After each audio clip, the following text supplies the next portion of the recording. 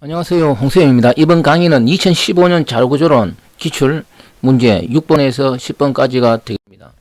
자, 그러면 6번은 정렬 문제가 되겠습니다. 이 정렬은 통상적으로 원시 리스트를 여러 단계에 걸쳐 정렬이 완성되는 그런 원리가 되겠습니다. 주어진 문제는 킥 정렬로서, 킥 정렬은 원시 리스트를 양분하는 분할 해결법 원리가 되겠습니다. 분할 해결법 원리이기 때문에 이 양분하게 되는 중추적인 키가 필요한데 그 키를 피벗이라고 합니다.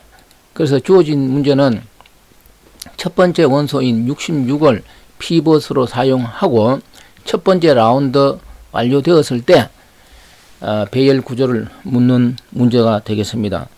자, 그러면은 킥 정렬에 대해서 통상적으로 질문을 많이 받는 것을 잠깐 정리하면은, 먼저 첫 번째, 킥 정렬은 피벗을 이미 이체의 키를 사용할 수가 있습니다.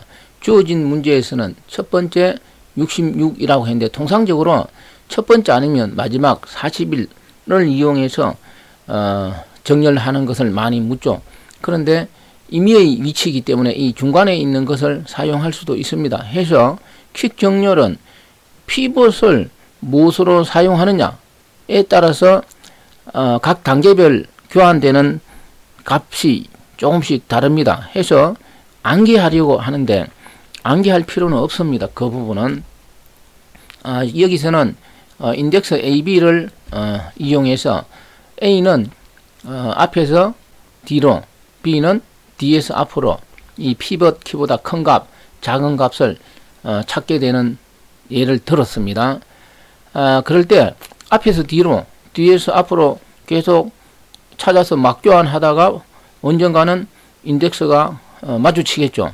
그때 어떻게 교환하느냐가 관건이 되는데 암기할 필요가 없습니다. 이 부분은 여기 화면에 놓는데 암기할 필요가 없으니까 제가 설명하지는 않겠습니다. 그럼 어떻게 하면 되느냐? 핵심은 피벗을 기준으로, 자, 그럼 주어진 문제에서 66을 피벗으로 해서 우리가 피벗을 다르게는 기본키, 제어키라고 합니다.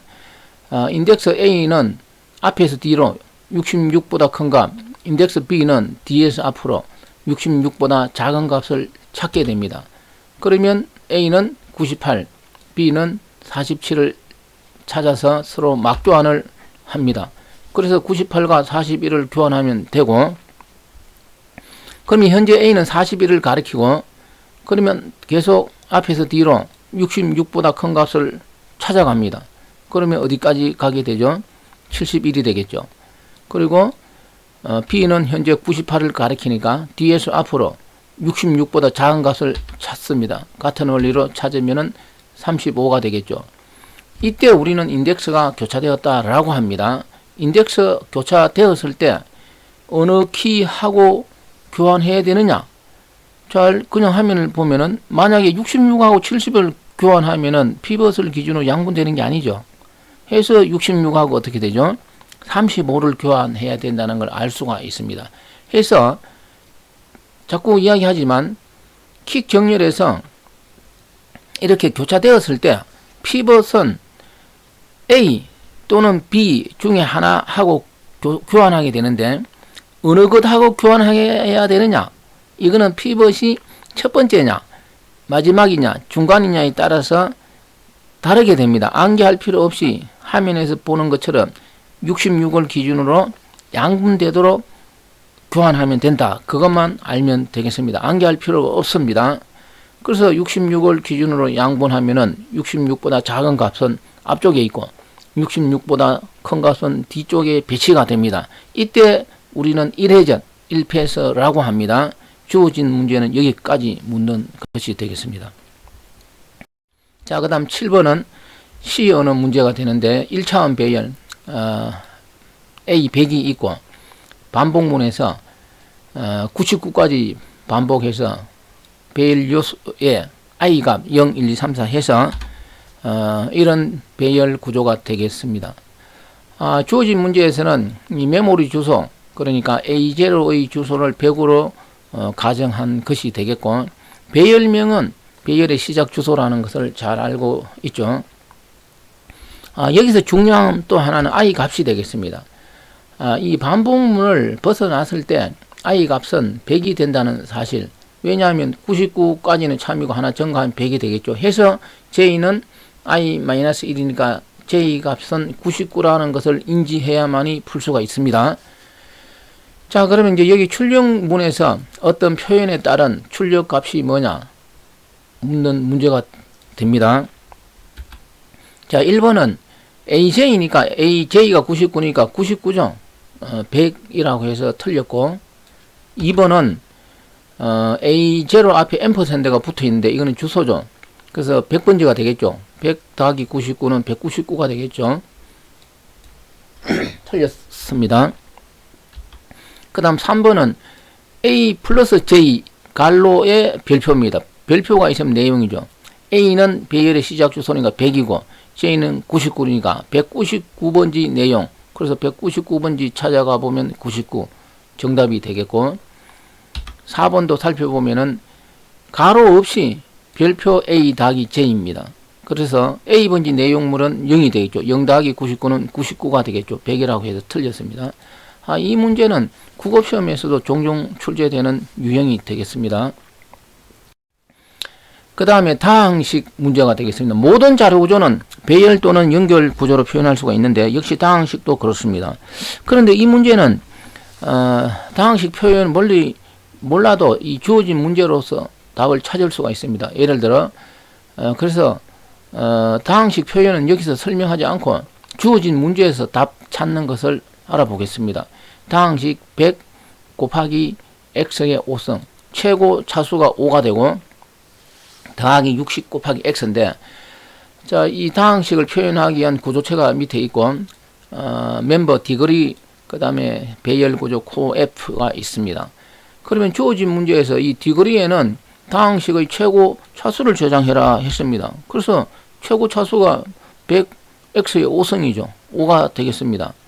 그 다음에 배열에는 무엇을 저장해야 되느냐 읽어보면은 최고부터 최저까지 개수를 차례대로 저장해라 라고 되어 있습니다. 해서 QF는 개수 100, X의 5성에 100, X의 4성은 없죠. 그 0 생략되어 있으니까 없는 거죠.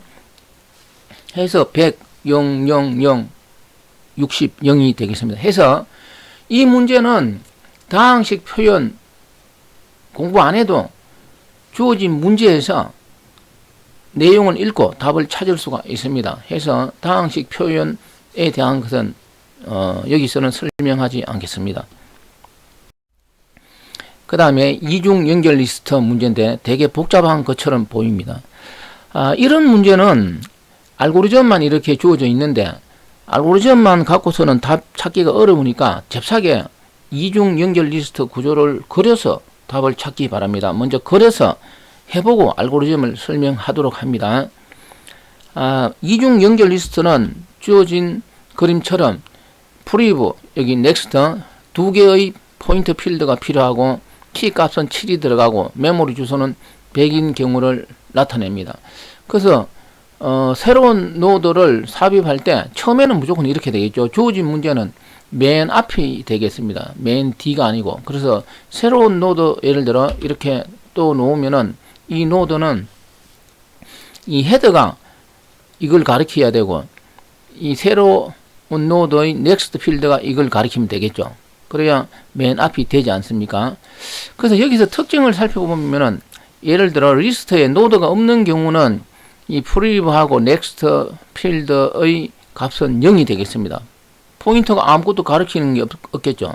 그래서 첫 번째 들어간 노드의 넥스트 필드는 다르게는 넥스트 포인트는 항상 null이 되겠고 아무것도 없으면은 역시 프리브도 하나만 들어갔을 때는 프리브도 null이 되겠습니다. 그런데 새로운 노드가 이렇게 할당되었을 때는 프리브는 항상 null이 됩니다. 왜냐하면 맨 앞이니까 가리키는 대상이 없겠죠.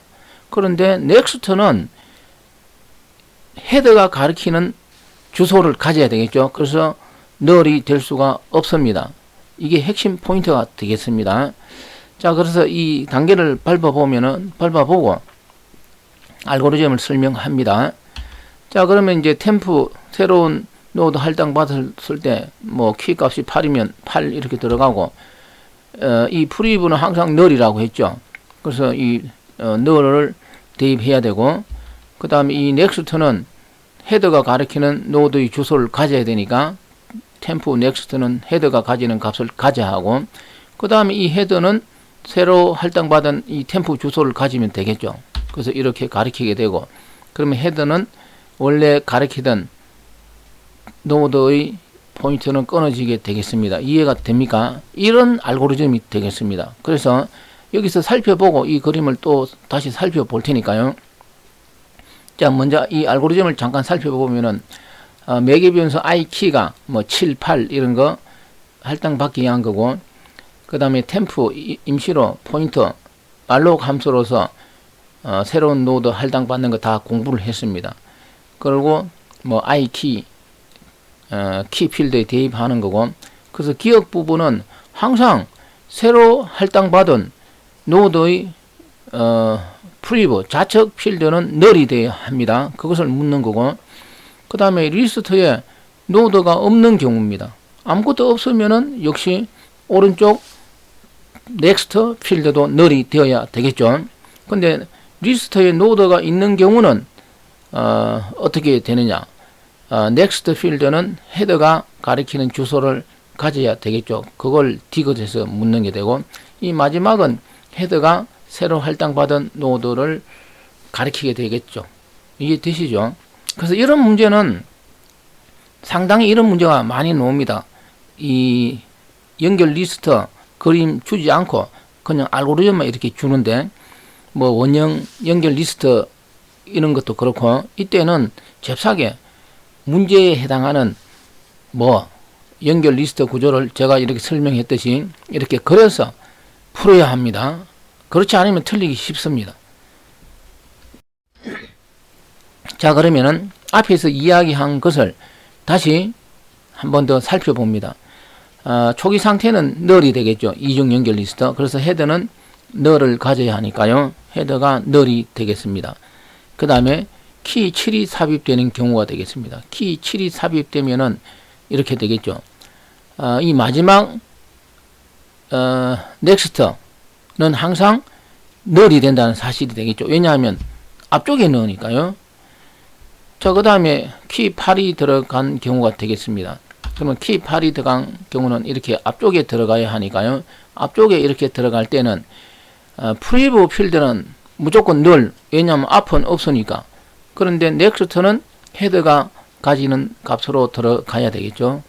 주어진 문제의 핵심이 되겠습니다.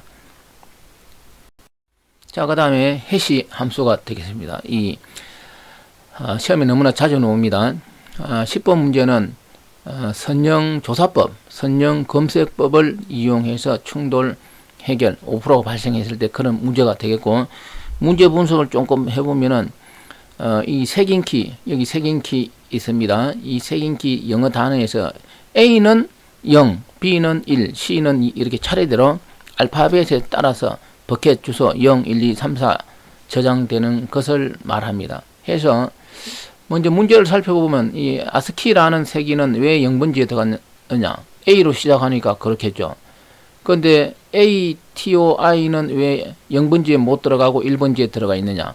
이 아스키가 0번지에 들어가 있으니까 못 들어가니까 색인 선형조사법이니까요. 하나 증가시켜서 1번지에 들어갔겠죠. 해서 탐색할 때 아스키는 자기 원래 위치에 들어가 있으니까 한 번의 접근으로 탐색이 되겠지만 ATOI는 원래 자기 위치에 들어가 있지 않으니까 한 번, 두 번 만에 접근되겠죠. 해서 주어진 문제는 여기서 5번 주소에 들어있는 쉐일을 찾기 위해서는 몇 번 접근 필요하냐, 그게 기억시고, 그래서 살펴보면 원래 이 쉐일은 C로 시작하니까 2번지에 들어가야 되겠죠.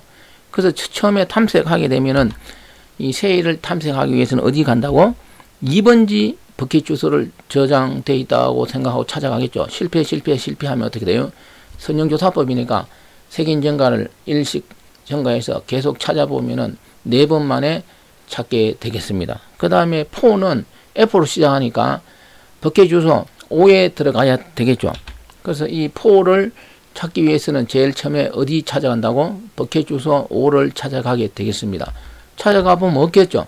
그래서 색임 증가를 하나 증가시켜서 또 그 다음을 찾게 됩니다. 그래서 접근 횟수는 2번이 되겠습니다. 자, 그래서 이 해시 함수는 뭐 시험에 자주 출제되니까 이 정도 문제는 쉽게 해결할 수 있도록 이런 문제가 기니까 문제 분석을 빨리 할 수 있도록 노력하면 되겠습니다. 자, 오늘 강의는 여기까지입니다. 꼼꼼하게 잘 정리하시기 바랍니다. 고맙습니다.